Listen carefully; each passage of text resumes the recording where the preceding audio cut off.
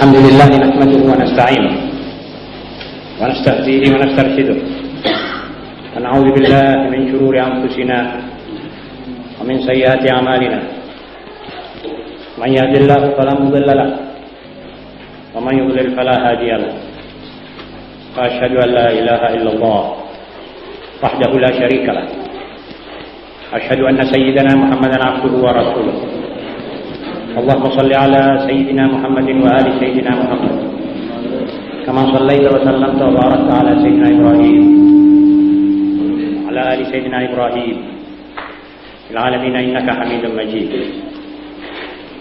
أما بعد فإن أصدق الحديث كتاب الله وخير الهدي هدي سيدنا محمد صلى الله عليه وآله وسلم أن شر الأمور محدثاتها وكل محدثة بدعة وكل بدعة ضلالة وكل ضلالة في النار.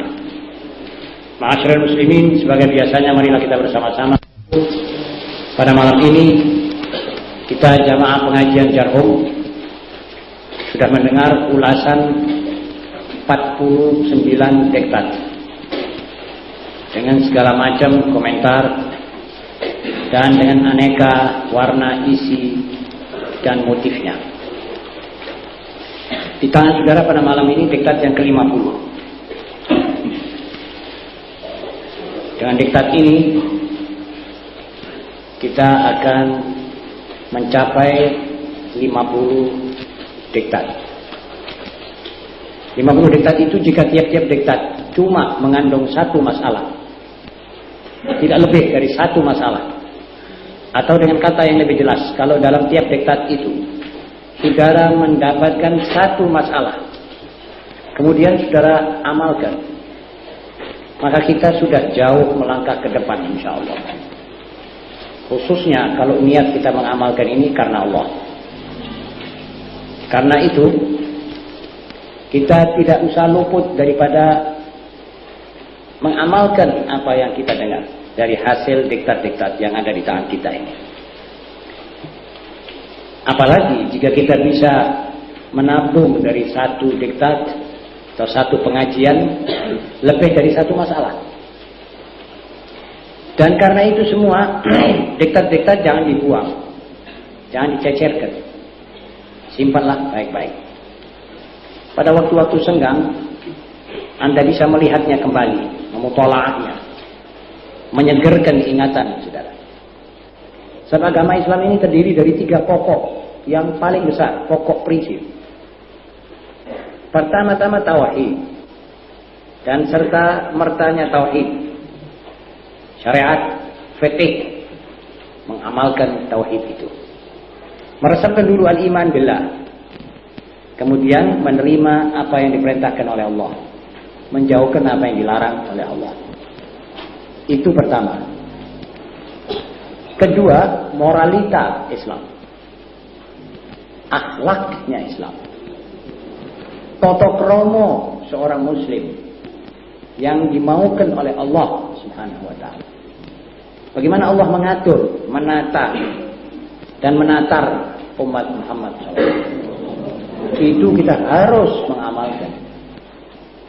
Dan yang ketiga, bagaimana memperjuangkan itu. Sesudah kita amalkan, bagaimana memperjuangkan agar 3 prinsip pokok Islam itu dirasakan oleh seluruh penduduk sekitar kita, oleh umat manusia. Memperjuangkan salah satu daripada pokok prinsip dari seorang muslim. Karena itu seorang muslim dilahirkan dengan tugas. Tugas kita ibadah. Dan ibadah ini banyak macamnya, banyak seginya, banyak seluk-beluknya. Tidak satu macam. Jadi ibadah itu bukan cuma sholat. Mengoreksi diri, apa saya ini orang sombong apa tidak sombong. Itu ibadah. Saudara mau menertibkan saudara punya kelakuan, itu artinya. Jadi ibadah itu banyak seginya. Skopnya luas sekali. Kata Imam Ghazali tidak terbatas. Saudara pakai kain, sarungan katakan saja. Tapi niat saudara menutup aurat, itu sarungan menjadi ibadah. Saudara makan sate yang enak, saudara maksudkan kalau saya kuat dengan makanan ini saya akan tambah saya punya ibadah. Juga ibadah. Maaf, dalam hadis yang sahih, seorang duduk dengan istrinya, kumpul dengan istrinya, kalau niatnya mempunyai turunan anak yang soleh, akan memperjuangkan agama Islam, akan mengamalkan, akan sholat, itu ibadah. Jadi ibadah ini tidak ada batasnya, ada batas niatnya saja. Jadi kalau saudara setel niat untuk Allah, sudah ibadah. Saudara tentu pernah membaca diktat yang isinya Allahu ayatuna. Kalau tidak di sini dijamin. Di mana? Dijamin. Allahu ayatuna. Allah itu pokok tujuan kita, tujuan terakhir kita. Dari segala gerak, dari segala diem, daripada segala omongan, daripada segala ingatan, dari segala inspirasi, itu mesti Allah ayatuna. Jadi seorang ingin kawin, apa tujuan dia kawin? Wah, saya mau cari perempuan yang cantik jelita, saya mau akan kelilingkan dia seluruh kota, supaya orang tahu bahwa saya punya istri cantik. Ini bukan ibadah, ini fusuk, ini zalim. Kawin, maksudnya supaya dapat perempuan yang kaya. Nanti kalau sudah kaya saya rok duitnya. Ini bukan ibadah, ini namanya rencana rampokisme. Nah kalau satu orang pemuda sampai umur punya persiapan cukup, dia bilang saya mau kawin, saya mau jaga saya punya agama, saya mau jaga saya punya akhlak,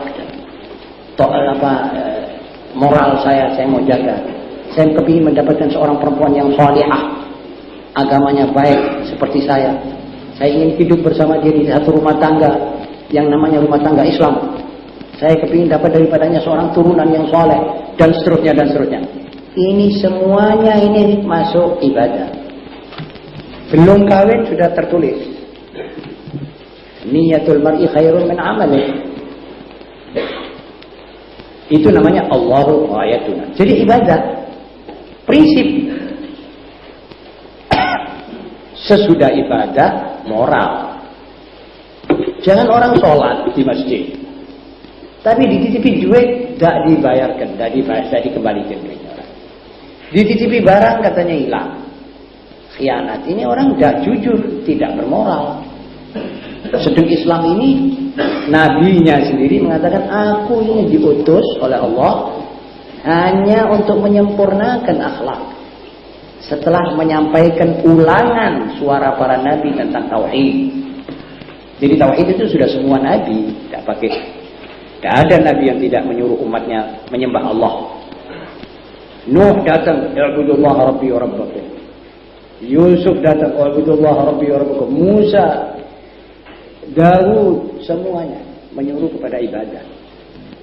Jadi menyuruh kita menunaikan fungsi dan tugas kita. Tinggal sekarang akhlak. Akhlak itu selalu saudara umpamanya marah dengan orang, saudara bisa memegang marah, ngekang hati marah. Itu ibadah. Itu akhlak. Kalau saudara sambungkan ini dengan Allah, karena meridhokan Allah, mengikuti Nabi Muhammad, maka itu jadi ibadah. Begitulah. Karena itu saudara-saudara, saya juga kepingin mengingatkan diri saya dan mengingatkan saudara-saudara, maka saya turunkan dalam diktat hari ini ada 7 pasal, yaitu hasil daripada peninggalan kata-kata mutiara para aulia, para orang-orang yang saleh dan ulama. Orang antara lain berkata begini. Nomor 1, Abdullah bin Ubay berkata, "Man adda kalamahu min amalih, qalla kalamuh." Barang siapa memasukkan kata-katanya di dalam pembukuan amalnya, niscaya ia akan sedikit kata-katanya. Ada orang ini berbicara tidak menganggap bahwa pembicaraan ini akan menjadi amal jahat atau amal baik. Karenanya dia berbicara semaunya, tidak terkontrol pembicaraannya, tidak teratur, tidak terawasi, sak metune. Kalau dia enak, merasa sedep, gunem orang, ngerasani orang, ya ngerasani. Kalau ada orang yang lain daripada dia mempunyai perasaan, ghibah ini nanti akan menambah dosa, dan dosa itu akan kita bawa mati. Dia nanti akan ngerem, dak sido ngomong. Kalau dia tidak janji ngomong, berarti omongannya berkurang, tidak bertambah.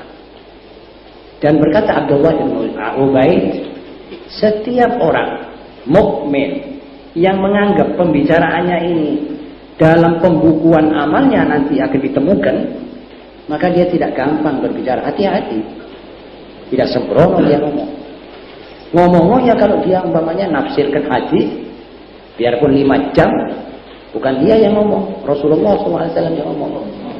Nafsirkan Quran, biar 1 hari, itu bukan omongannya dia, itu firman Allah. Jadi tidak khawatir. Meskipun ini dimasukkan dalam kategori amal saya dan buku perhitungan saya nanti di hari kiamat, gak apa-apa, bismillah. Malah saya senang. Ngomong panjang sedikit gak apa-apa.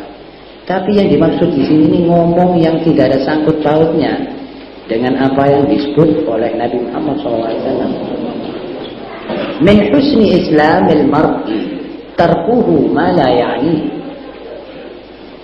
Itu termasuk dari sempurnanya Islam seseorang kalau dia tidak berbicara melainkan apa yang betul-betul ada sangkut dengan dia, atau mencari pahala, atau mencegah kepada kejahatan, atau untuk urusannya pribadi. Untuk urusan pribadi tidak menjadi soal, dia bicara. Misalnya dia menawar barang untuk mencari nafkah dan sebagainya, tidak apa-apa. Tapi selain daripada itu, tutup mulut lebih afdal daripada membuka mulut. Apa sebab? Sebab omongan kita itu terdiri daripada 3. Zikir, karuan sudah. Kemana alamatnya? Amar ma'ruf nahi munkar, karuan sudah. Atau omongan yang los, tidak ke situ, tidak ke sini. Ini nanti menjurus atau kepada ngerasani orang, atau kepada riba, ngejek orang, atau nanti omongan cabul. Coba saudara kita ini, kalau ada 2 orang duduk-dudukan bersendirian, gak ada acara, cuma santai saja kata orang sekarang. Duduk lebih dari 2 jam ngomong, tidak termasuk yang kedua yang pertama tadi, fa insya Allah dia sudah sampai kepada ngerasani orang, atau bohong, atau omong yang saru kata orang Jawa, omongan cabul, kotor. Apalagi kalau yang ngomong ini 2 pemuda, kalau tidak terarahkan zikrullah atau amar ma'ruf nahi munkar. Nah, contohnya zikir itu ini. Sekarang kita ini duduk zikir, menyebut nama Allah, saling mengingatkan kepada Allah, saling rangsang perasaan masing-masing untuk menambah amal demi dibawa mati menghadap Allah. Ini zikir, ini safe, aman, tidak khawatir. Tapi kalau tidak demikian, ngerasani orang atau cabul atau bohong, aku biar ini padahal tidak mengerjakan. Saya dia minta ini pertemuan ini tetap anget, aktual. Ada yang merangsang pertemuan itu. Ini apalagi antara 2 anak muda atau 2 antara anak mudi. Kalau tidak terarahkan ke situ, nanti mereka itu akan bicara ke situ kayak tidak tadi. Biar nonton film orang ini. Wah, film itu bagus ini. Ngomong film. Itu kalau diteruskan sedikit, tidak direm, kembali kepada cabulisme. Rugilah kita semua. Karena itu, man adza kalamah min amalihi. Ada orang tidak menaikkan amal perkataannya ini dari amalnya. Masuk ke lebon amal ini, tidak dimasukkan dari amal ini. Ini orang keliru. Ada satu hadis Rasulullah SAW bersabda, berapa banyak orang yang ngomong tidak terarahkan, tidak terfikirkan, omongannya ini membawa dia terjun di api neraka 70 tahun. Kata-katanya. Sahabat kaget, ya Rasulullah, apakah sampai begitu? Lah apa yang menyebabkan banyak orang masuk neraka kecuali panen kata-katanya di dunia? Wa hal yakubun nas finnar ala manakhirihim illa hasaidu alsinatihim. Hasaidu alsinatihim, hasil panennya sendiri. Panen apa? Panen lidahnya. Apa yang dikeluarkan oleh lidahnya. Ini perlu kita pikirkan. Jadi kalau nanti kita ngomong, hendaknya kita menganggap bahwa omongan kita ini masuk amal loh. Kalau baik, masuk amal baik. Kalau tidak baik, masuk amal tidak baik. Jadi kita mestinya limit, batasi ngomong ini.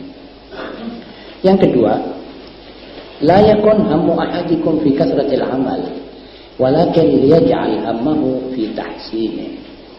Nah, ini sekarang kita kembali ucapan Abdullah bin Ubaid juga, yang maksudnya bukan kuantitas tetapi kualitas. Ini bisa dipakai logika ini walaupun dalam produksi. Ada orang punya pabrik tenun, yang dipentingkan banyaknya berapa kodi dia keluarkan.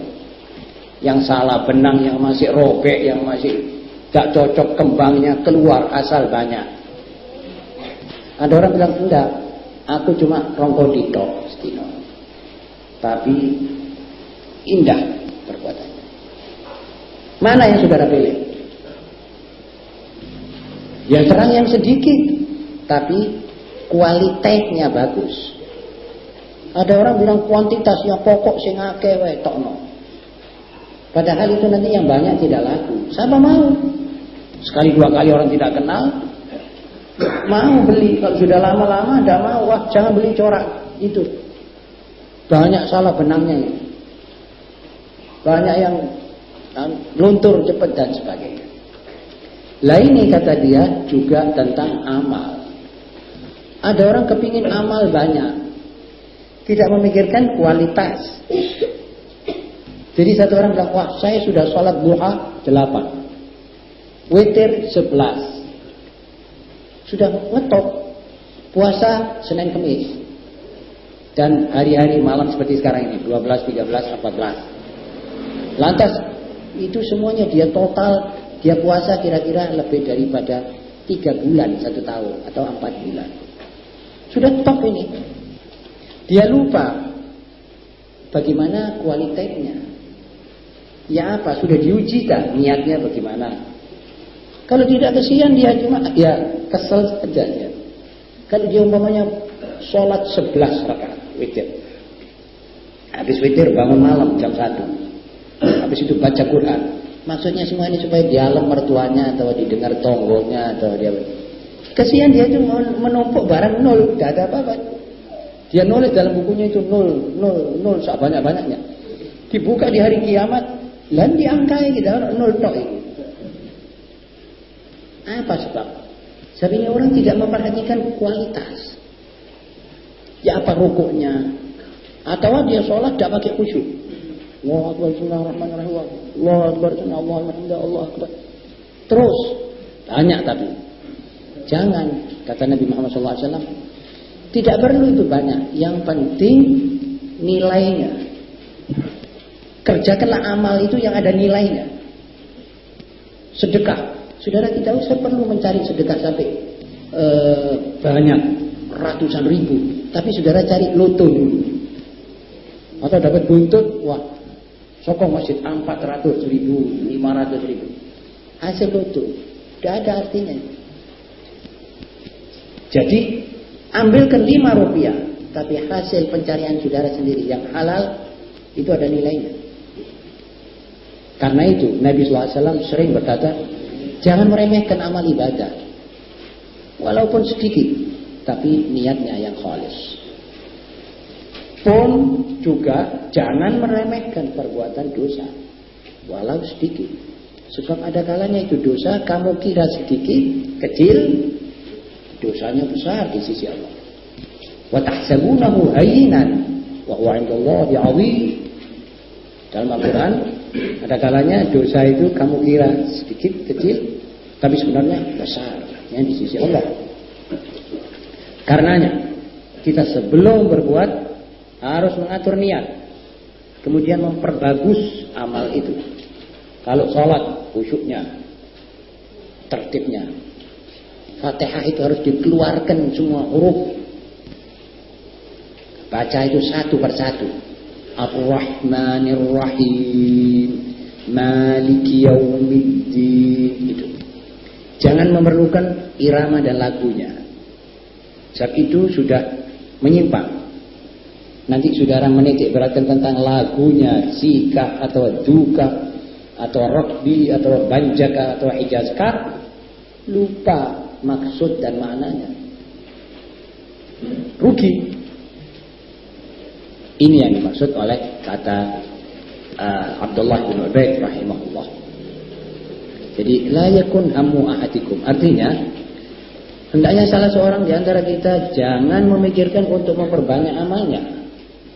Jangan memikirkan banyak amalnya, tetapi pikirkan bagaimana ia memperbagus dan mempertinggi mutunya. Ada satu orang sholat cuma 2 rakaat, 3 rakaat witir, tidak lebih. Tapi dia khusyuknya kualitas tentang khusyuk cukup baik. Tumakninah, lalu niat kepada Allah dia berbuat. Cukup, bagus. Salat duha cuma 2 rakaat, cukup. Dan seterusnya. Yang ketiga, ini juga ada sangkut pautnya dengan soal makanan. Dia bilang, "Lau qumta qiyama hadhihi as-sariyah ma nafa'aka hatta tamura ma tudkhilu batnak ahalalun am haram." Andai kata Anda berdiri seperti pilar ini, itu ulama tadi yang saya katakan Abdullah bin Ubaid, melihat pilar di mukanya, dia bilang sama muridnya, coba engkau bangun malam seperti pilar ini, dakwah, ujub.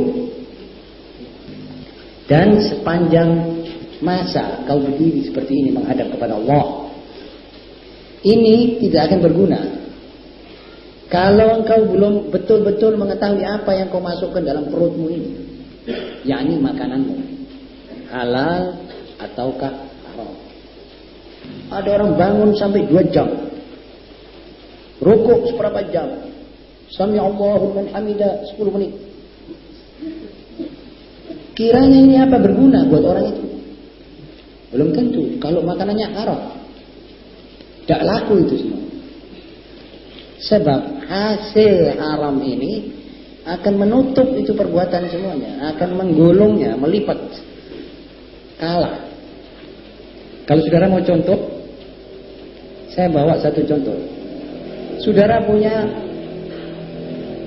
susu 1 drim, susu sapi yang murni 1 drim.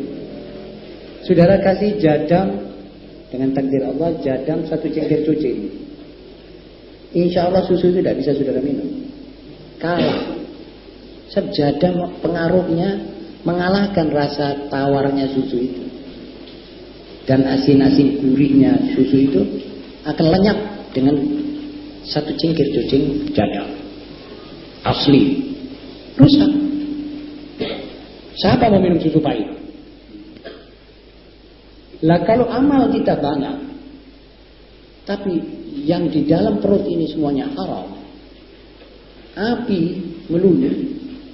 Misalnya harta anak yatim kita makan, ya Allah.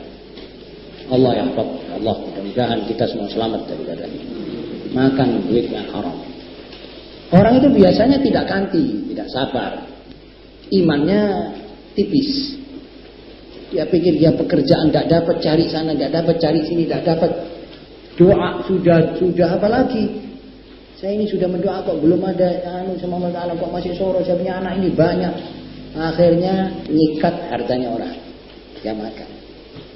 Lebih kesian lagi dia membawakan infeksi pada badannya.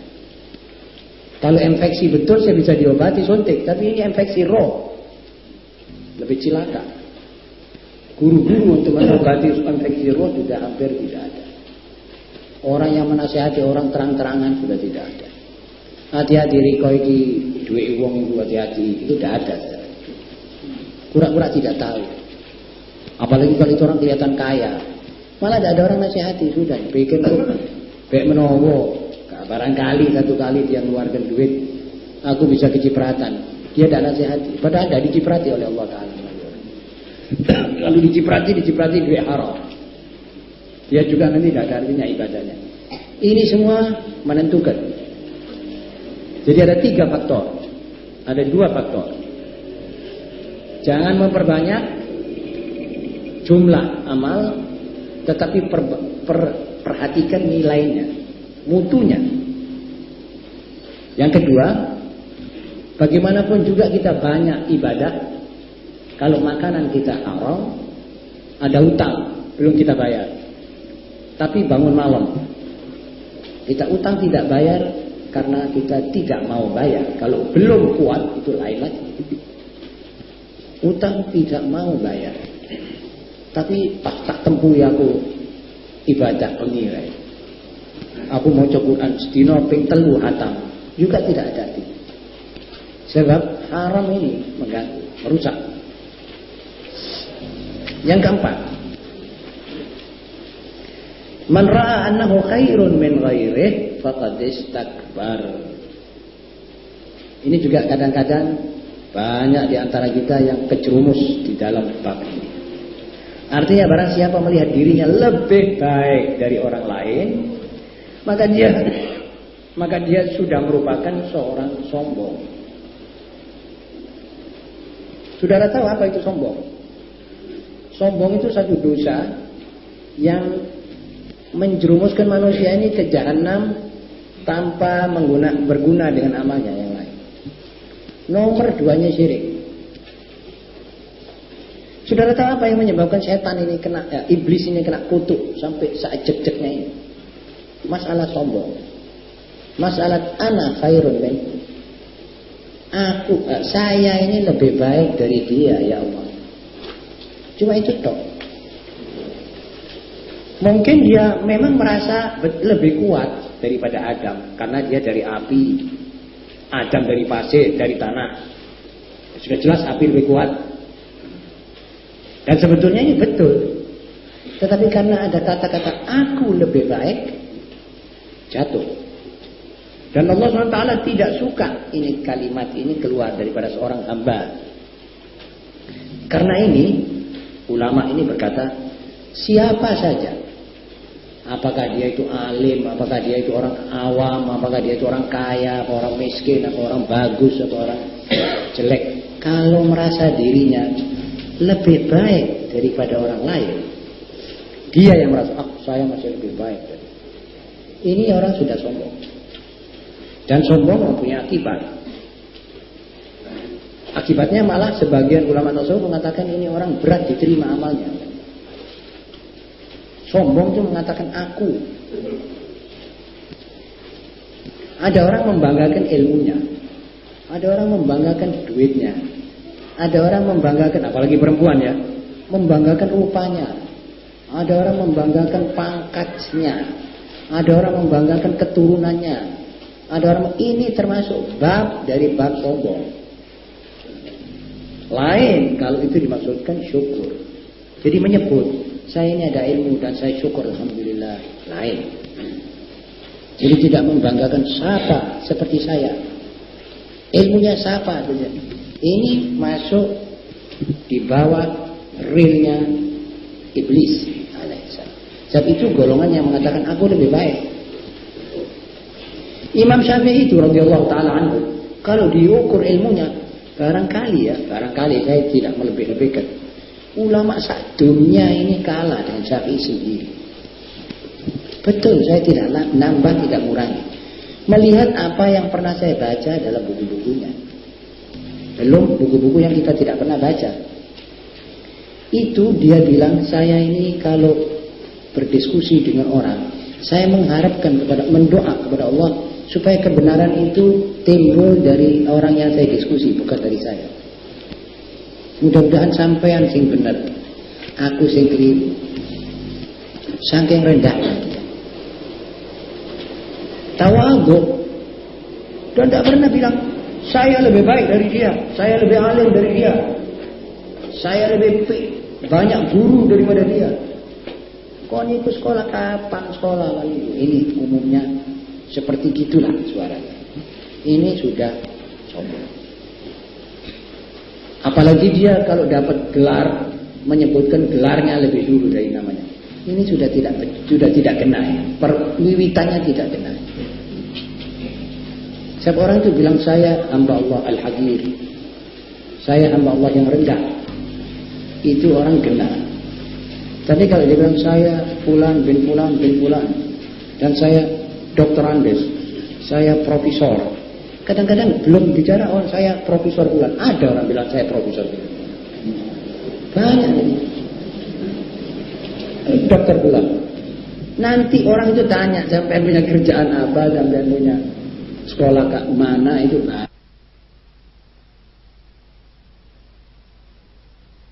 Saudara-saudara, masalah annahu khairun min ghairihi faqad istakbar.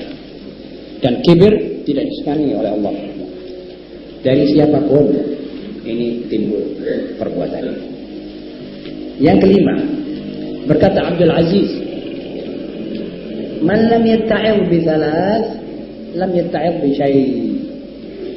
Al-Islam wal Quran wal syai'.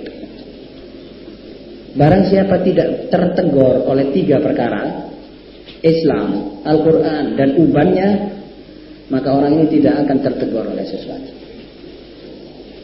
Alat-alat penegur manusia, menegur itu artinya mengingatkanlah, mengingatkan kepada maut, mengingatkan kepada hisab hari kiamat, mengingatkan kepada akhlak yang baik. Itu 3 sumber. Kata Abdul Aziz bin Abdul Salam. Pertama, Al-Islam. Islam ini cukup mengatur gerak-gerik langkah kita sampai kita ini tidak diberi kesempatan sama sekali yang tidak ditegur. Berbuat ini dan hati-hati dari ini. Berbuat itu, hati-hati dari lawannya. Sudah ditegur, dikasih tahu. Kalau kita tidak bisa berubah akhlak kita melalui 3 ini, penghabisannya dia bilang uban. Ada orang sudah melihat kepalanya putih, masih berbuat mungkar. Tidak ditegur oleh kepalanya, sebenarnya dia melihat kaca. Saben hari dia melihat uannya semakin tambah, baik perempuan maupun laki-laki. Semakin tidak takut pada Allah. Wah, ini tandanya sudah tidak ada harapan sudah. Orang tua 60, 50, 60, 70 tahun masih mau minum misalnya, masih mau zina. Perempuan sudah umur 60, 70 sudah punya cucu, masih beli penges bibir, masih cari sopak buat nyambung rambutnya. Ini perempuan ya apa ini? Tidak ingat maut ya apa? Ada mulai keluar uannya, dipeduli, dijeboti itu rambut sampai akhirnya seperti budak di muka. Lantas sudah tidak kuat disemir supaya menutupi. Itu menipu dirinya supaya kalau kelihatan kocok, wah aku kisi arek, tidak ingat mati. Keliru itu. Kalau itu tidak bisa merupakan alat teguran, ya siapa lagi yang bisa negor sudah. Itu sudah penghabisan. Syai, uan, uban, itu teguran sebagaimana lampu merah. Hati-hati loh. Mungkin bensinnya motor itu ada motor yang kalau sudah bensinnya habis, ada keluar lampu merah, tanda merah. Wis entek iki bensinnya, hati-hati. Malah dia semakin keranjingan waliyadzubillah.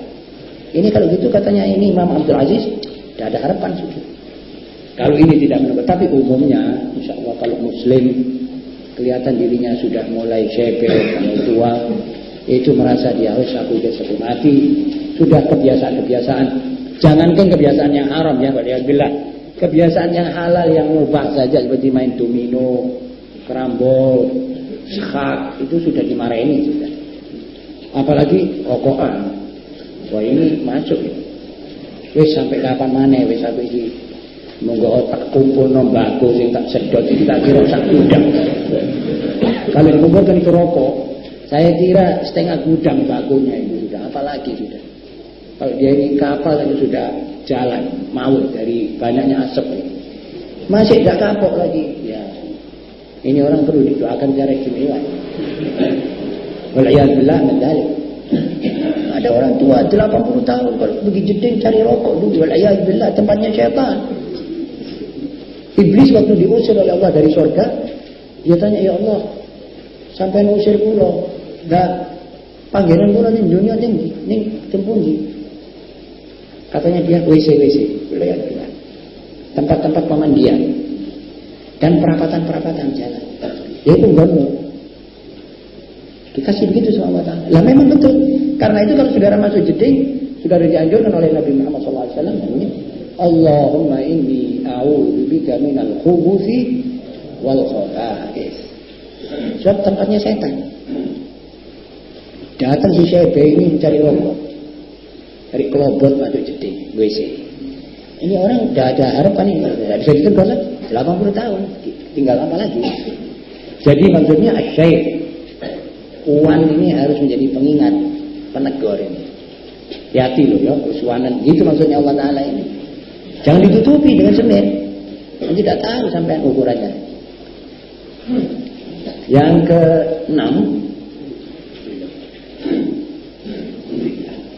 keenam, aqwal quwwati ghalabatuka nafsak.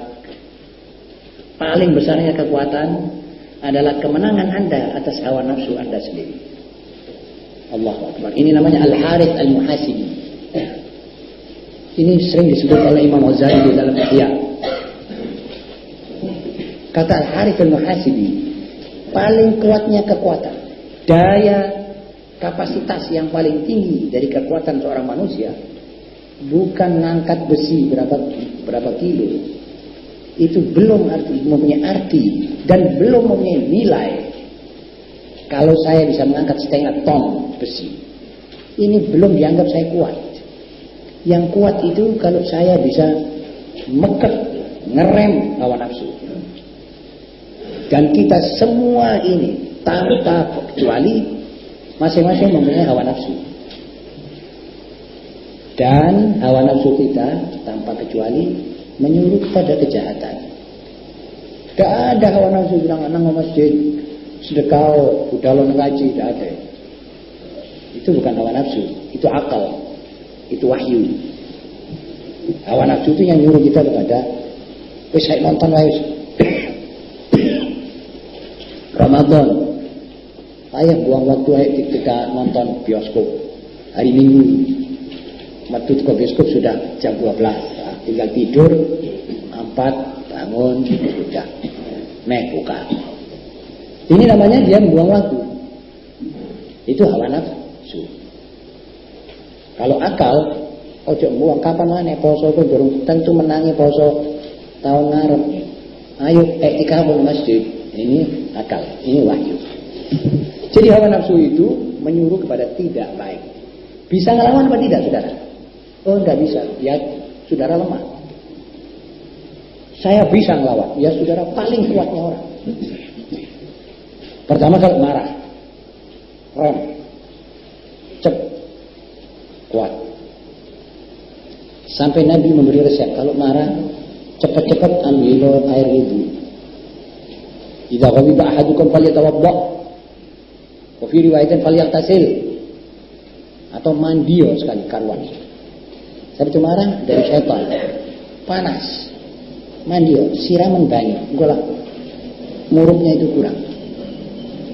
Ini Rasulullah SAW. Jadi soalnya soal kemenangan. Kemenangan Anda pada hawa nafsu itu merupakan suatu kekuatan batin. Lantas saudara akan bertanya, lah orang ini kekuatan batin ini atas apa perlunya orang kuat batin? Wah banyak perlunya. Kalau orang kuat batinnya, Dia bisa menguasai orang sak dunia ini kalau kuat batin. Kalau dia bisa mekek hawa nafsunya, bisa menaklukkan 7 anggotanya, dia bisa memimpin seluruh manusia.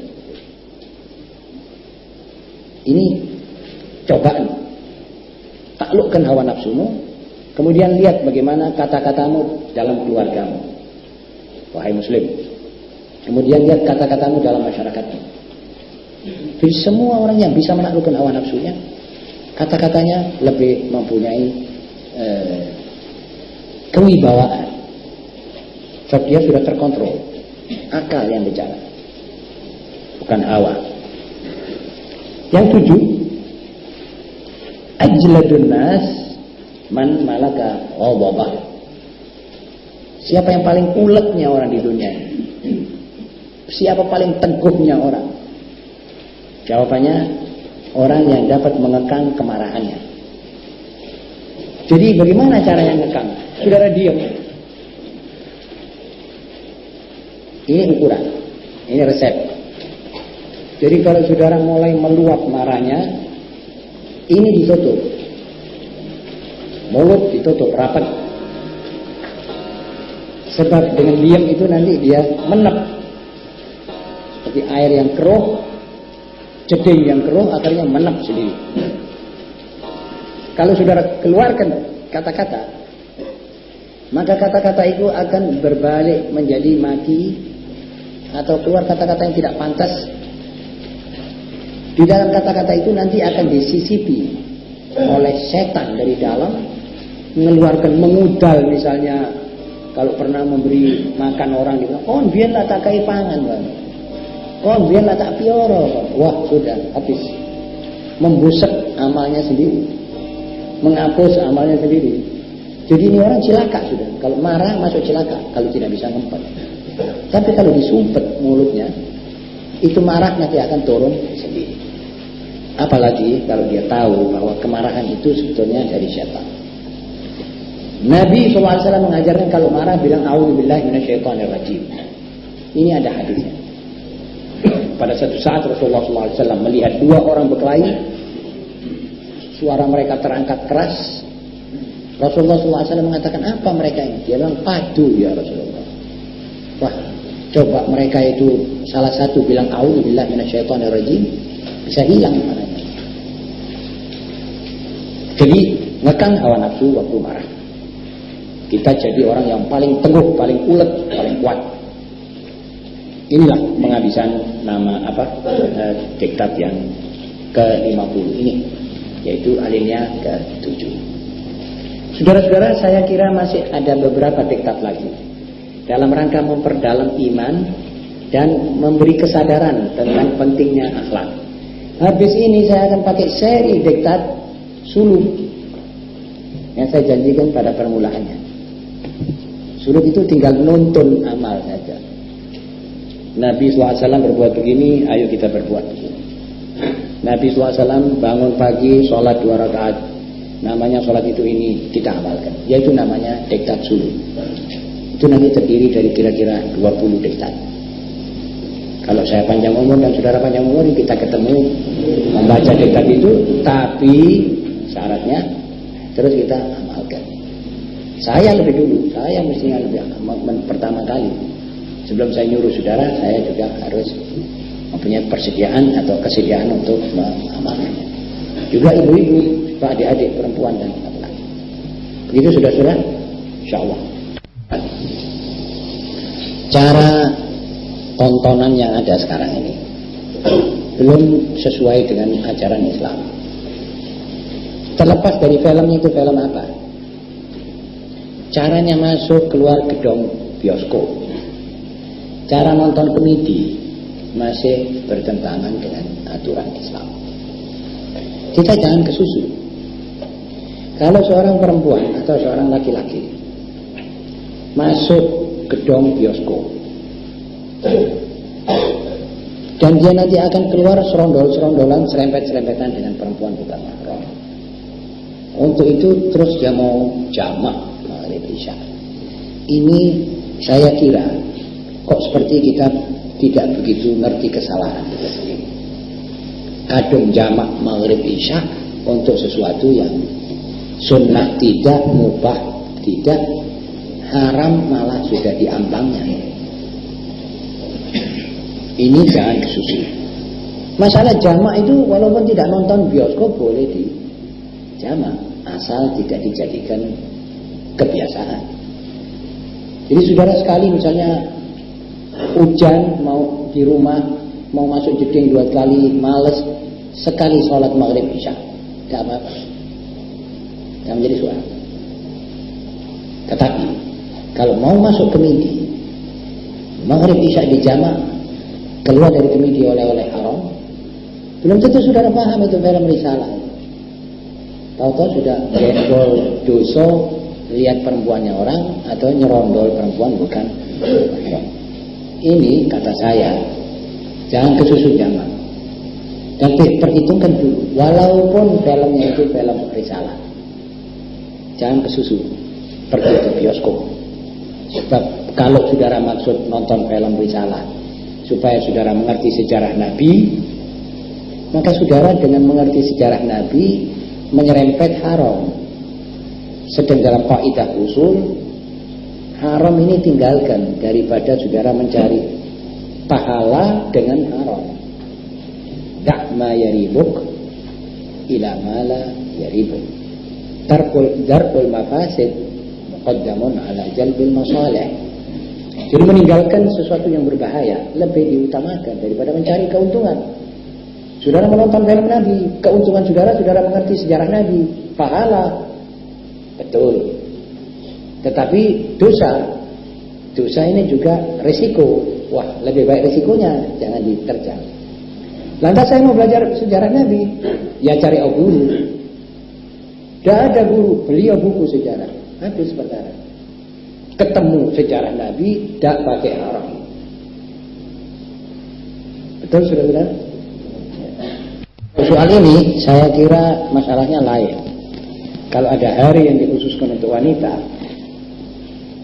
tinggal masalahnya masalah keluar masuknya dia dari rumah, keluarnya dari rumah, pakaiannya dan seterusnya, itu juga harus diatur. Dan jangan sampai melihat atau dilihat orang. Jangan sampai mata si gadis ini menatap orang-orang di jalan-jalan karena mau menuju melihat apa yang dilihat. Dan saya kira ya patut sekali atau pantas sekali dia mengatur langkahnya di bidang pakaian, di bidang lain-lainnya. Jangan bajunya tipis, jangan begitu ya. Saya kira masalahnya masih bisa difikirkan. Walaupun saya tidak berani memfatwakan ini halal jelas, tetapi daripada yang sekarang ini haram sudah jelas. Ya, perkataan hak asasi ini dijamin. Tetapi definisi dari hak asasi itu apa? Kalau menurut Allah dan Rasulnya, menurut perintah Allah adalah hak asasi. Jadi jangan mau melanggar hak asasi untuk mengejar hak asasi keinginanmu. Ini tidak betul. Kalau benar seorang gadis muslimah yang sudah masuk Islam sudah mesti mengamalkan seluruh perintah Allah. Kewajiban sudah. Tidak boleh dia bilang, wah ini tidak cocok, aku tidak gelem. Tidak boleh. Seperti saudara masuk partai, saudara harus bayar iuran, hadir kalau dipanggil untuk rapat, dan taat kepada disiplin anggaran dasar dan anggaran rumah tangganya. Partai itu la yusmin wa la yughni min ju'. Apalagi agama. Jadi agama mesti kita taati betul. Jadi kalau sudah kita bilang saya muslimah, saya muslim, sudah mesti otomatis kita mengindahkan seluruh apa yang diperintahkan oleh Allah dan menjauhi segala yang dilarang oleh Allah. A priori, artinya tidak pakai tanya, tidak pakai berunding. Ini namanya taat. Atii'u Allah wa Rasul. Atii'u Allah wa atii'u Rasul. Perintah. Jadi kalau masih milih, wah ini saya tidak bisa, saya biasanya saya mesti pakaian rok. Wah ini belum syaratnya iman belum lengkap semua orang. atau membantah atau mendebat. Kenapa sih orang itu kok tidak boleh pakai cincin emas? Kenapa itu babi diharamkan? Kenapa itu sholat mesti 5 kali? Karena itu kalau bisa sekali saja gitu. Jadi seakan-akan dia ini mengajukan ini pertanyaan-pertanyaan ini dalam rangka tawar-menawar dengan Allah. Lainnya apa? Allah sudah bilang waqarna fi buyutikunna wala tabarrajna. Lalu pakaiannya perempuan diatur. Ini syarat-syaratnya 8 sebagaimana yang kita sudah pelajari dari diktat sebelumnya ini. Dia minta tidak, jangan wis dak katik minyak iya, tapi tipis. Ini hak asasi saya milih ini. Tidak boleh. Kita tidak punya pendapat, tidak boleh punya pendapat. Kalau sudah Allah menentukan, kalau sudah Rasulullah SAW menentukan, tidak boleh seorang mempunyai aku punya pendapat, aku punya keinginan, aku punya perasaan, aku punya pikiran, tidak boleh. Tutup semua itu ikut. Sami'na wa ata'na. Tidak boleh kurang daripada ini. Karena apa? Karena pintu ana hak asasiku. Saya kenapa saya Islam campur pakaianku? Harus. Kamu diatur oleh Allah, kamu diciptakan oleh Allah. Allah harus mencampur. Sudah pantas Allah campur tentang pakaianmu. Allah campur mengatur pakaianmu, campur tangan. Kamu dia punya hamba, dia punya. Kamu harus bertugas ibadah terus. Jadi ini suara-suara seperti suara-suara seperti kaum muslimat, kaum perempuan Iran yang mengadakan demonstrasi kepada Khomeini, kami tidak mau pakai kudung, kami mau pakai rok terus. Siapa yang mau mengiyakan pendapat itu? Tur cuma berapa? 20.000. 20.000 perempuan di antara 35 juta perempuan yang taat. Siapa mau mengindahkan ini? Ini anak-anak sekolahan barat ini. Tidak pernah belajar Islam. Dia ada di kubris sama pemerintah yang berdasarkan Islam. Kalau pemerintah yang tidak berdasarkan Islam, malah menganjurkan supaya dia rokmu dukurno titik. Pikir awak ini nailun delok, kan gitu kan? Ini si hidung belang punya pendapat ini, punya logika ini. Ini yang musang-musang berbaju manusia ini yang berbahaya. Tahu-tahu dia bilang, kenapa saudara mesti modern? Jangan duduk di rumah. Hati kecilnya, metua kon tak delok, metua kon tak gudo. Ini syaitan yang bertopeng manusia. Alhamdulillah. Lah si gadis-gadis ini ya kecuali enggak, masya Allah la quwwata illa billah. Gadis-gadis ini kok cepat terpengaruh. Kok tidak lantas enggak. Kok ini suaramu tidak cocok. Wong Allah ngongkon aku nang omah, pakaianku ini kok kon pakaianku sing tipis. Aku jarimu nek gak kadik celomoan, gak kadik kemejaan, gak kadik desi kayak wong lanang. Aku jadi tak modern. Ya apa sih? Tak cocok pemerintah. Wong sing nyiptakan aku ngomong aku ini kok ngomong liyane. Aku tak nurut kok nurut Allah. Itu baru kena. Itu cocok. Pikirannya digunakan. Tapi si setan-setan ini lihai sekali. Kenapa? Kamu punya keindahan. Kamu kurung di rumah, di kamar, tidak melihat dan tidak dilihat orang. Indah sekali kata-katanya. Terus dia minta rok, dia keluar rok, dia pergi alun-alun keliling. Keliru. Itu menadahkan diri untuk digoda orang. Akhirnya rusak, hancur sendiri. Dunianya hancur, akhiratnya hancur. Jadi sekarang ini kita punya perempuan ini mesti memakai akal. Sekarang musim kebangkitan Islam. Jangan kita malu lagi pakai kudung. Jangan kita dirayu oleh barat lagi. Itu barat adalah syayatinul ins yang tidak beragama Islam. Hati-hati. Harus kita betul-betul konsekuen. Orang barat konsekuen mengganyak Islam. Konsekuen dia. Ngeroyok umat Islam dan perempuan Islam. Konsekuen. Kenapa perempuannya tidak konsekuen untuk hati-hati? Keliru. Kenapa laki-lakinya membiarkan istrinya keliling lang-lang buana? Dia di rumah atau dia duduk di langgar di masjid, istrinya keliling di Surabaya, tidak ada perlunya. Buat apa? Untuk apa semua? Untuk hirano setan. Jangan itu. Apalagi orang-orang yang berhikmah, ada perasaan malu, jaga nama keluarga, itu mesti hati-hati. Ikut saja perintah Allah, keluargamu tersimpan rapi nanti. Dan keluargamu juga kalau ikut perintah Allah, kamu tersimpan, akhlakmu terjaga, dan begitulah. Saya kira saudara-saudara sudah jelas apa yang saya jawab ini. Nah, mudah-mudahan tidak menyinggung perasaan saudara-saudara. Kalau sampai menyinggung, saya mohon maaf sebesar-besarnya.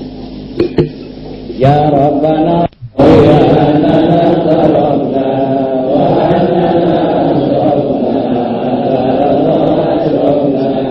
wa Tub alaina tawbah nasir li kulli tawbah nasir lana awadi wa adina awadi wa birri walidina wa bi wa mauludina wa ali wa tawali wa jari al-radi wa kulli mahabba ali radi masofa wa muslimina ila waqti asma wa ta'wadu tamanna dari bisabilina lil mustafa rasulih wa li kulli juri salam rabbi alaihi hatta qalbi wa alihi ashabi ala kasri rabbi walhamdulillahi bil fadli wat tanah